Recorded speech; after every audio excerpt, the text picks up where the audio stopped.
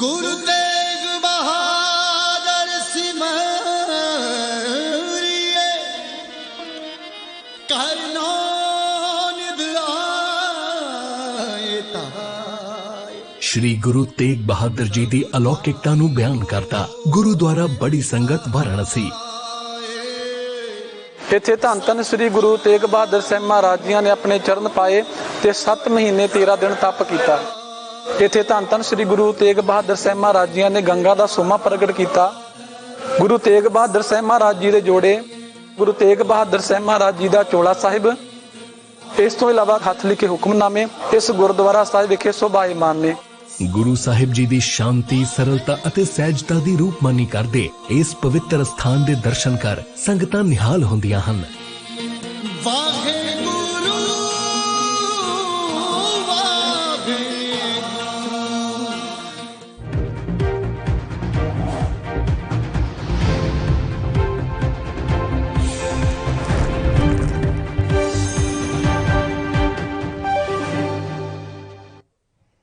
नमस्कार, आप देख रहे हैं एनबी न्यूज। मैं हूं आपके साथ काजल ठाकुर। देश में एक तरफ तो कोरोना का डर है, लेकिन वहीं दूसरी तरफ वैक्सीन की किल्लत ने और ज्यादा परेशानी बढ़ाकर रख दी है।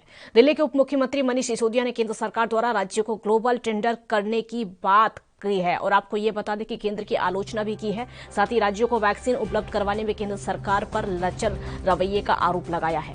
मनीष सिसोदिया ने आरोप लगाते हुए कहा है कि बीजेपी कोरोना से लड़ने का नया मॉडल लेकर आई है। बीजेपी के हिसाब से सारे राज्य वैक्सीन के लिए अपना ग्लोबल टेंडर निकालें और अंतर्राष्ट्रीय बाजार में एक दूसरे से लड़ें। उन्होंने बीजेपी से सवाल भी किया है कि वैक्सीन के लिए दिल्ली ने ग्लोबल टेंडर क्यों नहीं दिया।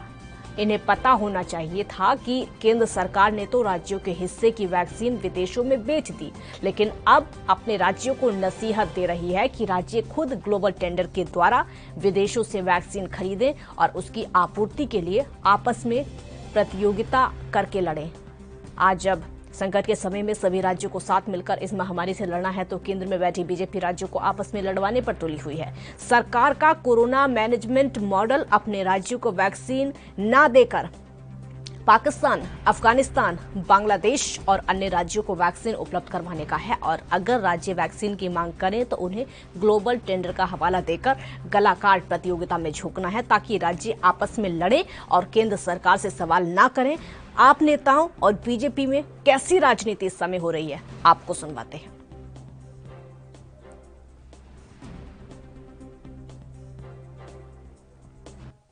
कोविड का जो वर्तमान फेज चल रहा है, इसमें अगर मार्च के महीने में भारत सरकार ने ये डिसाइड कर लिया होता, केंद्र सरकार ने डिसाइड कर लिया होता कि हम वैक्सीन विदेशों को बेचने की जगह अपने देश के लोगों को लगाएंगे, तो 6.5 करोड़ वैक्सीन अब तक हमारे देश के लोगों को और लग गई होती। ये 6.5 करोड़ लोग जिनको वैक्सीन लग गई होती, ये खुद भी सुरक्षित होते और दूसरों को भी कोरोना फैलाने से बचते। लेकिन अपने देश के लोगों को वैक्सीन लगवाने की जगह भारत सरकार ने, केंद्र सरकार ने तय किया कि हम पाकिस्तान को भेज देंगे, अफगानिस्तान को भेज देंगे, ईरान को भेज देंगे, बांग्लादेश को भेज देंगे, श्रीलंका को भेज देंगे, ओमान को भेज देंगे, ईरान को भेज देंगे, अपने देश के लोगों को वैक्सीन नहीं लगवाएंगे। यह सबसे बड़ी गलती हुई है भारत सरकार से और भारत सरकार को इस बात को मानना चाहिए कि हमें विदेशों में नहीं भेजनी चाहिए थी। आज भारतीय जनता पार्टी एक नया शिगुफा लेके आई है,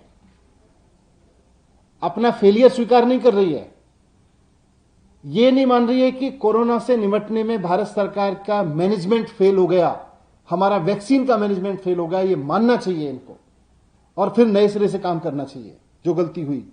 लेकिन उसकी जगह आज भारतीय जनता पार्टी एक नया शिगुफा लेके आई है। कल एक झूठ लेके आए थे, आज एक नया शिगुफा ले आए, प्रोपेगेंडा ले आए। कह रहे हैं दिल्ली सरकार ने इंटरनेशनल टेंडर नहीं किया।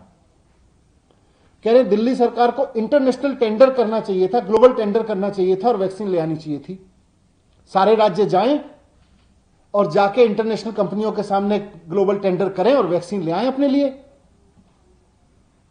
मतलब बीजेपी कह रही है कि अब सारी राज्य सरकारें इंटरनेशनल कम्युनिटी में जाके आपस में लड़ें, एक दूसरे को काटें और फिर कहें भाई हमें वैक्सीन चाहिए, फिर वैक्सीन छीन के लाएं, उनसे वैक्सीन खरीद के लाएं।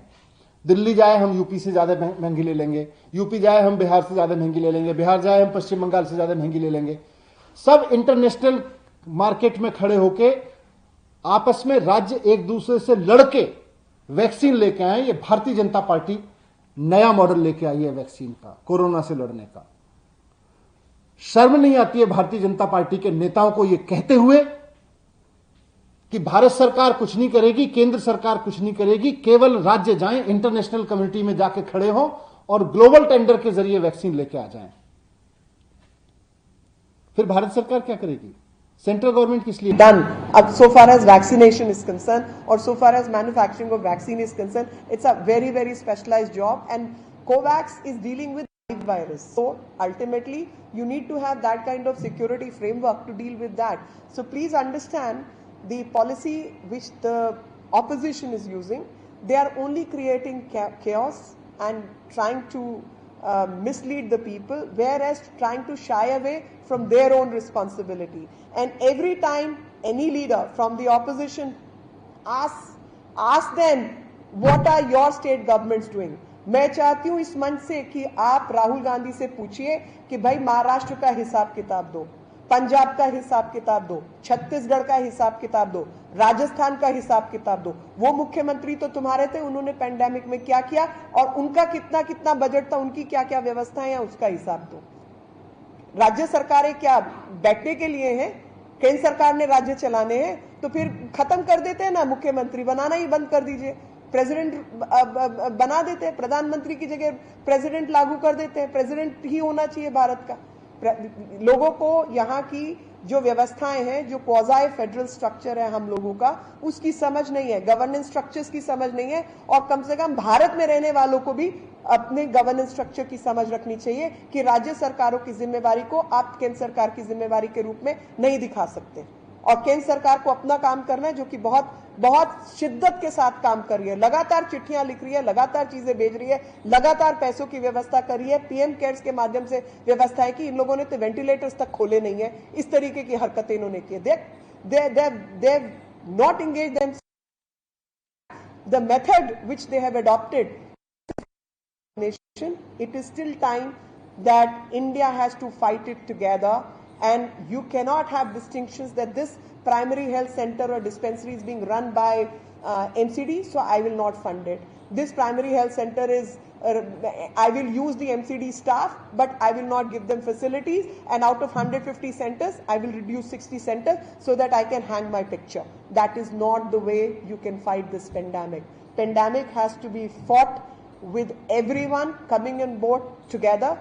I pray that some sense prevails and people stop lying and instead of trying to build narratives, they should try to build the nation. Instead of wasting money on advertisements, they should be working with the people. Thank you very much. This is the order of the कि 8 तारीख से शुरू हो चुका है। जिस तरीके से इन लोगों ने आपको फर्जी कागज दिखाए हैं ना, मैं असली कागज आपको दिखा रही हूं कि इन्होंने डिक्लेरेशन दी है कि 8 तारीख से शुरू हो चुका है। मैं आप सबसे गुजारिश करती हूं कि आप द्वारका सेंटर जाके देखिए, अगर एक भी आपको मरीज वहां पे मिले और एक भी व्यवस्था वहां दिखे। और इसके अलावा इनके जितने एसडीएम्स लगे हुए हैं, जितने डीएम्स लगे हुए हैं, आपको हैरानी होगी जानकर कि इनको कह कहकर 50 जगह मैंने इनको फोन किया कि आप ये यहाँ सेंटर तैयार हो गया, आप इसको सरोजनी नगर वाला सेंटर तैयार हो गया है और कार्तिकेयन इनके एसडीएम है कि आप इनको लाइसेंस दीजिए, आप फौरन इनको चिट्ठी दीजिए। वो चिट्ठी आज तक नहीं मिली है, 3 दिन हो गए कहते हुए, 4 दिन। और फिर की राजीव तिवारी संवाददाता इस समय हमारे साथ लाइव जुड़ चुके हैं ज्यादा जानकारी के लिए। राजीव, जब हम दोनों तरफ की बातें सुनते हैं, चाहे वो दिल्ली सरकार की बात हो या फिर केंद्र सरकार की बात हो, तो लगता यह है कि गलती कहीं ना कहीं दोनों की है। लेकिन आम आदमी पार्टी की तरफ से जिस तरीके से कहा जाता है कि उनको बिल्कुल भी मदद नहीं मिल पा रही है, और जब हम दिल्ली का हाल देखते हैं जो कि बीजेपी वाले बताते हैं, कई ऐसे सेंटर हैं जहां पर वैक्सीनेशन हो ही नहीं रहा है, सेंटर बनकर तैयार हो चुके हैं, तमाम ऐसी खामियां हैं जो दिल्ली सरकार की भी हैं।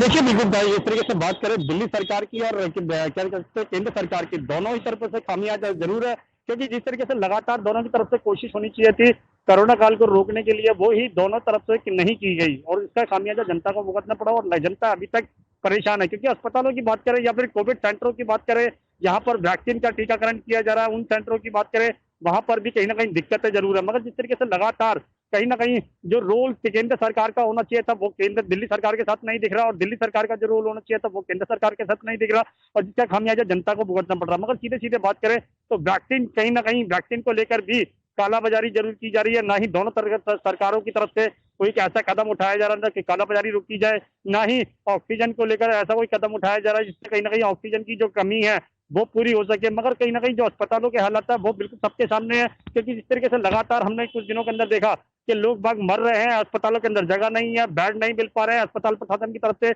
बिल्कुल साफ कर दिया गया था कि उनके पास जगह नहीं है, ऑक्सीजन नहीं है, इसलिए हम आप लोगों को भर्ती नहीं कर सकते। और अस्पतालों की चौखट पर लोगों ने दम भी तोड़ा है। मगर इसके जिम्मेदार दोनों ही सरकारें हैं, चाहे वो केंद्र सरकार हो या राज्य सरकार हो, क्योंकि दोनों ही सरकारों की जिम्मेवारी बनती है आम जनता का ध्यान रखने के लिए। मगर जिस तरीके से बात करें दिल्ली सरकार की, दिल्ली सरकार ने कोशिश की, मगर कोशिश भी उन्होंने बहुत लेट की, क्योंकि जब होली थी, होली के मद्देनजर रखते हुए दिल्ली सरकार ने कहा था कि हम सख्ती बरतेंगे वीकेंड से, साप्ताहिक बाजारों के अंदर, वो साप्ताहिक बाजारों के अंदर सख्ती नहीं थी। मगर बात करें केंद्र सरकार की तो केंद्र सरकार ने भी कहीं ना कहीं बड़े कदम उठाने चाहिए थे, वो भी नहीं उठाए गए। मगर कहीं ना कहीं उसका खामियाजा जनता को भुगतना पड़ा है। मगर दोनों ही तरफों से अभी भी जैसे जैसे दिल्ली के अंदर आंकड़े कम हो रहे हैं, उससे कहीं ना कहीं दोनों ही सरकारें एक दूसरे के ऊपर आरोप लगा रही है और श्रेय जो है वो अपनी अपनी सरकारों को तरफ देना चाहते हैं। मगर सीधे सीधे कहीं नहीं, जनता परेशान है और जनता शायद आने वाले दिनों के अंदर शायद अपना गुस्सा जरूर दिखा सकती है, क्योंकि जब दिल्ली के अंदर निगम के चुनाव होंगे तो उसके अंदर साफ जाहिर होगी, स्थिति जरूर बिगड़ेगी और कहीं ना कहीं जनता का गुस्सा भी सरकारों को झेलना पड़ेगा, चाहे वो दिल्ली सरकार हो चाहे केंद्र सरकार हो। जी राजीव, हम एक चीज देख रहे हैं कि दिल्ली सरकार सिर्फ और सिर्फ केंद्र सरकार पर सवाल उठा रही है, लेकिन जब हम उसी स्थिति को देखते हैं, जब बीजेपी वाले हमें आंकड़े गिनवाते हैं, तो यहाँ पर दिल्ली सरकार पर सवाल उठना लाजमी है, क्योंकि जो आंकड़े लगातार दिए जा रहे हैं, अब बीजेपी का कहना है कि तकरीबन उन्हीं आंकड़ों के हिसाब से 3 लाख वैक्सीन अभी बची हुई हैं जो कि दिल्ली वासियों को नहीं लगी हैं। तो यहाँ पर घोटाला घपला दिल्ली की तरफ से भी किया जा रहा है। ऐसा नहीं है सिर्फ केंद्र पर ही सवाल उठाया जाए, सवाल सरकार पर, राज्य सरकार पर भी पूरा उठता है।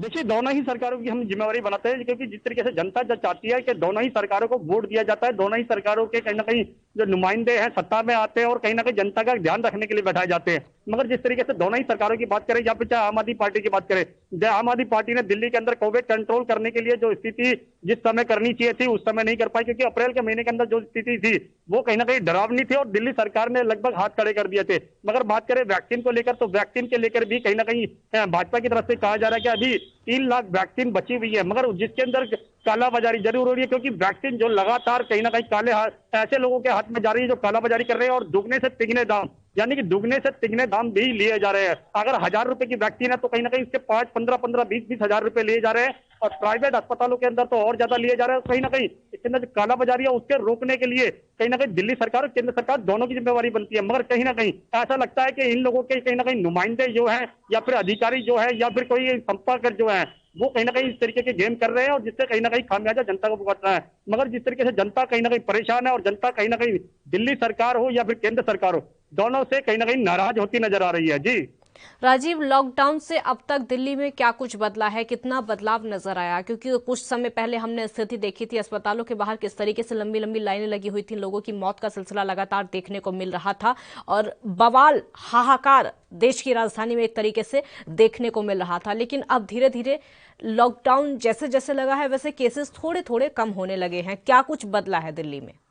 देखिए, बिल्कुल बताइए, जिस तरीके से बात करें अप्रैल के महीने की, तो अप्रैल के महीने के अंदर जिस तरीके से नाइट कर्फ्यू का ऐलान किया गया था, साप्ताहिक का वीकेंड कर्फ्यू का ऐलान किया गया था, उसके बाद में कहीं ना कहीं मिनी लॉकडाउन का ऐलान किया गया, उससे कहीं ना कहीं स्थिति जरूर इतनी बिगड़ी हुई थी। मगर जैसे जैसे लॉकडाउन बढ़ाया गया तो दिल्ली सरकार के द्वारा और कहीं ना कहीं केंद्र सरकार सहयोग कर रही थी, मगर कितना सहयोग कर रही थी वो कहीं ना कहीं देखने को मिला। मगर जिस तरीके से दिल्ली सरकार की बात करें तो दिल्ली सरकार ने बेशक 3 लॉकडाउन लगा चुकी है और कहीं ना कहीं स्थिति को कंट्रोल करने के लिए जरूर कहा जा रहा है। मगर बात करें व्यापारियों की तो व्यापारी भी कहीं ना कहीं दिल्ली सरकार का साथ दे रहे हैं, मगर कहीं ना कहीं लापरवाही भी देखने को मिल रही है। जिस तरीके से लॉकडाउन होना चाहिए था, यानी सख्ती होनी चाहिए थी बाजारों के अंदर बात करें या फिर दिल्ली पुलिस की तरफ से बात करें, तो कहीं ना कहीं वो सख्ती अभी भी देखने को नहीं मिल रही है, जिसका खामियाजा अभी भी अस्पतालों के अंदर भुगतना पड़ रहा है। क्योंकि जिस तरीके से लगातार मरीज जो है वो अस्पतालों की तरफ रुख कर रहे हैं, अस्पतालों के अंदर बेशक बेडों की संख्या बढ़ाई जा रही है, मगर अभी भी वेंटिलेटर बेड नहीं है, सिर्फ नॉर्मल बेड बढ़ाए जा रहे हैं।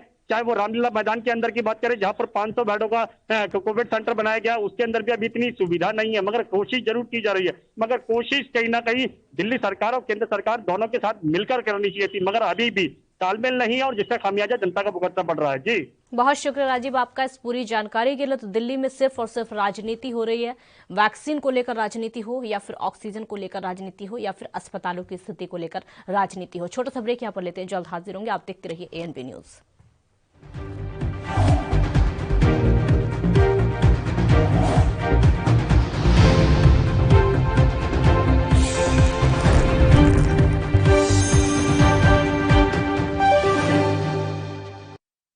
कम ब्रेक और ज्यादा खबरों के साथ देखिए ANB news in channel number पर।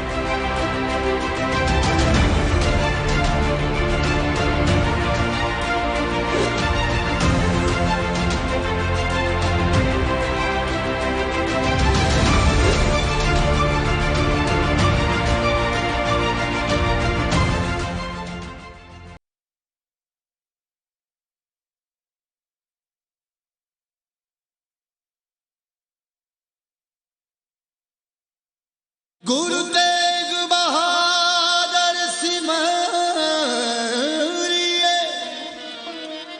करनो निध इस पावन पवित्र अस्थान ते गुरु तेग बहादुर साहब सच्चे पातशाह जी 6 महीने 9 दिन रहे। गुरु तेग बहादुर साहब सच्चे पातशाह जी ने गंगा जमुना सरस्वती का जो सुमेल है इस अस्थान तक पवित्र खूह है उस खूह विच करवाया। इस अस्थान ते 25 ਸਿੰਘਾਂ ਨੂੰ ਲਾ ਕੇ पहला श्री अखंड पाठ का प्रकाश इस पावन पवित्र स्थान ते होया। जड़ियां निशानियां ने सतगुरु जी की चौंकी दे पावे, कृपान, संख साहब जो सतगुरु जी दी इतिहासक निशानियां ने। नाम रहियो साधु रहियो गुरु गोबिंद, कहो नानक ए जगत में किन जपियो गुरमंत्र। वाहे गुरु वाहे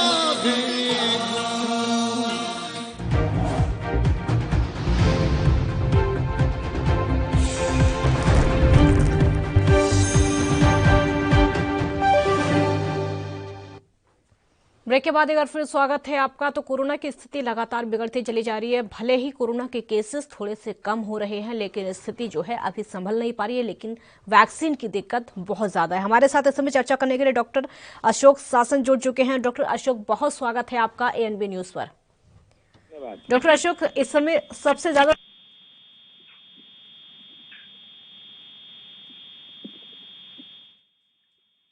उसका जो प्रसार है बहुत ज्यादा तेजी से हो सकता है और जो अटैक है वो भी कहीं ज्यादा गहरा हो सकता है।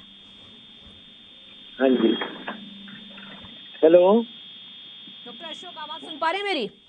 हाँ जी डॉक्टर अशोक, इस समय जो मेरा सवाल है वो नए म्यूटेंट को लेकर है। कोरोना का जो नया म्यूटेंट है, लोगों में बहुत ज्यादा कंफ्यूजन इसको लेकर है। उनको समझना चाहिए कि किस तरीके का म्यूटेंट होना चाहिए, उनके लिए समझना बेहद जरूरी है क्योंकि WHO का कहना है कि बहुत ज्यादा संक्रामक ये है और बहुत ज्यादा तेजी से फैल सकता है। क्या कहेंगे आप? बिल्कुल ऐसे है, WHO ने हमें अलर्ट कर दिया है कि अगर हम नहीं संभलेंगे, अगर प्रॉपर वैक्सीनेशन जल्दी से नहीं होगी और लोग अपने आप में अलर्ट नहीं होंगे तो WHO ने यहाँ तक कह दिया है कि इंडिया के अंदर 50,000 मौतें रोज हो सकती हैं। ये अलर्ट कर चुका है WHO में। लेकिन ऐसे है मैडम, लोग नहीं संभल रहे।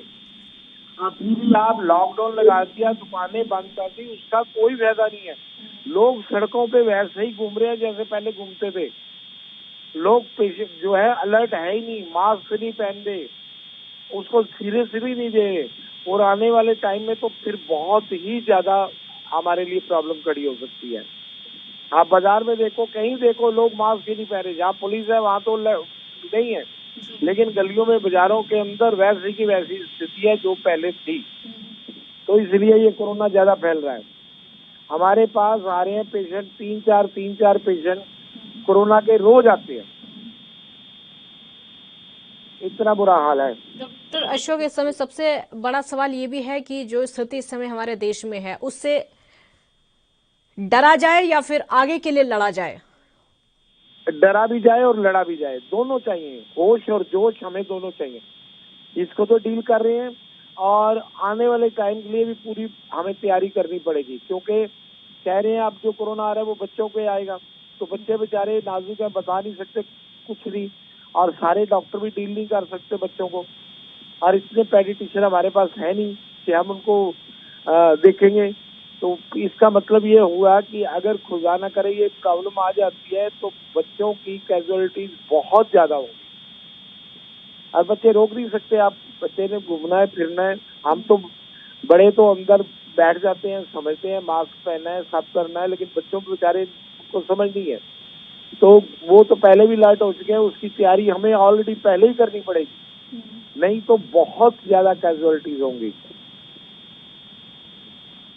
बच्चों के लिए बहुत ज्यादा समस्या इस समय हो सकती है, क्योंकि बच्चों में बहुत ज्यादा अटैक कर सकता है। एक बार दर्शकों को आप समझाइए किस तरीके से बच्चों को बचाया जा सकता है, किस तरीके से उनको सुरक्षित रखा जा सकता है, क्योंकि महामारी बहुत गंभीर है, बहुत ज्यादा गंभीर है। क्योंकि बच्चों को ये जो हम लोग लेके देते हैं बाजार से, खाने पीने का सामान सारा बंद कर दें, और चाहे पेरेंट्स जैसा भी करे बच्चों को अंदर रखे, स्कूलों में नहीं भेजना, स्कूल तो बंद होने चाहिए, लेकिन अभी भी कुछ ऐसे स्कूल हैं जो खोल के बैठे हुए हैं लोग, गवर्नमेंट स्ट्रिक्ट नहीं है, ऑफिस खुले हुए हैं, स्कूल खुले हुए हैं, वो उनका तो कोई डर है ही नहीं गवर्नमेंट का किसी को, जबकि गवर्नमेंट ने कहा कोई स्कूल नहीं खुलना चाहिए, खुले हुए। तो मैडम ये तो अब भगवान के भरोसे ही है जो ये काम चल रहा है, लोग तो समझ नहीं रहे। गवर्नमेंट के पास भी इतनी फैसिलिटीज नहीं है, अभी जो है यहाँ हॉस्पिटल कहने को तो सब चीजें, ऑक्सीजन नहीं है, वेंटिलेटर नहीं है। हाँ, अस्पतालों को किस तरीके से तैयार रहना होगा, क्योंकि ये दूसरी लहर तो खतरनाक है ही, तीसरी लहर आने वाली है, ये भी संभव है, क्योंकि एक्सपर्ट का लगातार कहना है कि तीसरी लहर आएगी। अस्पतालों को किस तरीके की तैयारी करनी होगी? वेंटिलेटर्स, ऑक्सीजन तो एक लार्ज स्केल पे हमें रखना पड़ेगा। अब जो मौतें हो रही हैं गवर्नमेंट कुछ कहती रहे, लेकिन विदाउट ऑक्सीजन मर रहे हैं लोग, ऑक्सीजन नहीं है, वेंटिलेटर नहीं है, लोग भगवान के भरोसे हॉस्पिटल में पड़े हुए हैं, अपने बेड्स लेके जा रहे हैं, कोई नीचे पड़ा है, कोई ऊपर पड़ा है। लोग, गवर्नमेंट तो कह रही है ऑक्सीजन की कमी नहीं है, कमी है, जरूर है कमी, तो ये तैयारी हमें पूरी करनी पड़ेगी। उसके बाद होगा एक स्पेशल जो है बोर्ड गठित करना पड़ेगा इनको, जो सिर्फ आने वाले समय में वो जो है जो प्रॉब्लम्स आने वाली हैं उसकी निगरानी करे। उसका काम सिर्फ होगा भी हॉस्पिटल की चेकिंग, और पूरा वहाँ पे साजो सामान है कि नहीं है, ऑक्सीजन, वेंटिलेटर्स और जो इंजेक्शंस हैं, वो सारी तैयारी होनी चाहिए। जब मुसीबत आ जाए फिर तैयारी करेंगे तो वो कामयाब नहीं है, हमें पहले से तैयार रहना पड़ेगा। के समय कुछ लोग ऐसे भी हैं जो कि अभी भी लापरवाही बरत रहे, लगातार घर से बाहर निकल रहे हैं, मास्क का इस्तेमाल नहीं कर रहे हैं, सोशल डिस्टेंसिंग अभी भी ऐसी देखने को नहीं मिल रही है, क्योंकि डर एक तरीके से लोगों में खत्म हो चुका है उनका। अब कुछ लोगों का तो ये मानना है कि ये आदत में शुमार हो चुका है, कोरोना है मतलब है, अभी भी लापरवाही देखने को मिल रही है। क्या कहेंगे ऐसे लोगों को? मैडम, पहली जो कोरोना पहली लहर आई थी तो गवर्नमेंट बड़ी स्ट्रिक्ट थी, पुलिस वाले, प्रशासन बहुत सख्त था, सड़क पे जो जाता था उसको वो डांटते थे, मारते थे, पीटते थे। लेकिन अब जो है लोगों के, वो जो कोरोना पीछे गायब हुआ है वो डॉक्टर्स ने नहीं किया, पुलिस वालों की मदद से हुआ है, क्योंकि लोगों में डर बैठ गया था कि बाहर जाएंगे तो पुलिस वाले डंडे मारेंगे। अब वो सख्ती नहीं है, लोग बेफिक्र होकर बाहर घूम रहे हैं, मास्क नहीं पहन रहे। मैं तो गवर्नमेंट से यही कहूंगा कि थोड़ा पुलिस प्रशासन को सख्ती करनी चाहिए, ताकि लोगों के मन में डर बैठे और फिर वो घर से ना निकले। अभी काम चल रहे हैं, बिल्डिंग्स बन रही है, सब जगह मजदूर है, 20-25 मजदूर हुए हैं जहाँ से कोरोना फैलता है। डर तो है ही नहीं, और थोड़ा सा भी डर लोगों के मन में बैठ जाए तो फिर ये होगा, डर खत्म हो जाएगा। जी बिल्कुल बिल्कुल डॉक्टर अशोक, इस समय हम देख रहे हैं कि कोरोना केसेस की संख्या धीरे धीरे कम हो रही है, क्योंकि पहले 4 लाख से ज्यादा हर दिन केसेस सामने आ रहे थे और हमने कल ही देखा है 3.5 लाख केसेस सामने आए। क्या लग रहा है आपके हिसाब से, आपका नजरिया क्या कहता है, इसकी जो वजह है वो लॉकडाउन हो सकता है? वो तो कम तो हो रही है, लेकिन डेथ ज्यादा हो रही है, डेथ ज्यादा हो रही है, वो तो कम हो रही है, डेथ ज्यादा हो रही है। तो अभी भी गवर्नमेंट अपनी तरफ से पूरी कर रही है कोशिश, लेकिन अब वो बात वही आ जाती है कि लोगों को भी अलर्ट होना पड़ेगा। गवर्नमेंट ने किया तो है सारा अपनी तरफ से कोशिश, लेकिन लोग नहीं संभल रहे ना। उनके मन में डर बिठाना होगा तो ये महामारी है, सुन भी नहीं है कि वो डेथ हो रही है, वो हो रही है, लेकिन वो अपने बारे में नहीं सोच रहे कि हमें ये घटना हमारे साथ भी हो सकती है। और मेरे हिसाब से एक तो वैक्सीनेशन बहुत जरूरी चाहिए, वैक्सीनेशन से बहुत फर्क पड़ता है। वैक्सीनेशन नहीं हो रही लोगों को, लोग लगवा भी नहीं, डर रहे हैं लोग। हाँ जी, केसेस का कम होना, लॉकडाउन, इसका असर आपको लग रहा है कि लॉकडाउन का असर हो रहा है? केसेस का कम होना, इसका प्रभाव, इसकी वजह लॉकडाउन हो सकता है? लॉकडाउन का कुछ हद तक हो रहा है। केसेस जो है, लोग डर थोड़ा सा लॉकडाउन की वजह से है, लेकिन बात वही है, दुकानें बंद करा दी। दुकानें बंद कराने से क्या फायदा? सड़कों के ऊपर जो लोग घूम रहे हैं उनको भी तो बंद करना चाहिए ना। दुकानें तो बंद है, उसका लॉकडाउन का क्या फायदा? लोग घूम रहे हैं, लोग बेवजह बिना मतलब के सड़कों पे घूम रहे हैं। ये सिकनेस होगी तब जाके ये पूरी तरह से प्रॉपर होगा। ठीक, हमारे देश में चल ये रहा है कि राज्य और केंद्र सरकारें आपस में लड़ाई लड़ रही हैं क्योंकि वैक्सीन नहीं मिल पा रही है राज्यों को। सिर्फ और सिर्फ राजनीति हो रही है। क्या कहेंगे, एक डॉक्टर का नजरिया क्या कहता है इसको लेकर? देखिए, ये तो इनका अपना ही मैटर है, लेकिन ये मैं जरूर कहूंगा कि वैक्सीनेशन नहीं मिल रही। यहाँ भी है, लोग वापस आ रहे हैं, पेशेंट बताते हैं वैक्सीनेशन नहीं है, कागजों में जो मर्जी होता है, वैक्सीनेशन नहीं मिल रही, लोग जा जाके वापस आ रहे हैं। अब ये तो इनका आपस का है, कहाँ से कहाँ नहीं पहुंच रही, लेकिन वैक्सीनेशन नहीं मिल रही लोगों को, और लोग तंग हैं।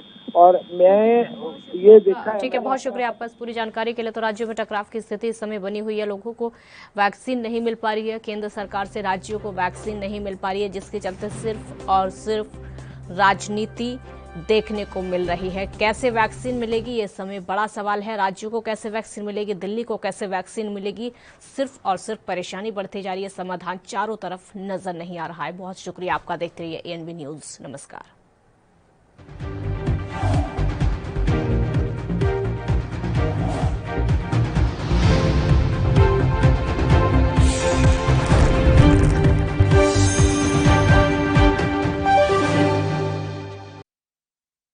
कम ब्रेक और ज्यादा खबरों के साथ देखिए ANB news in channel number पर।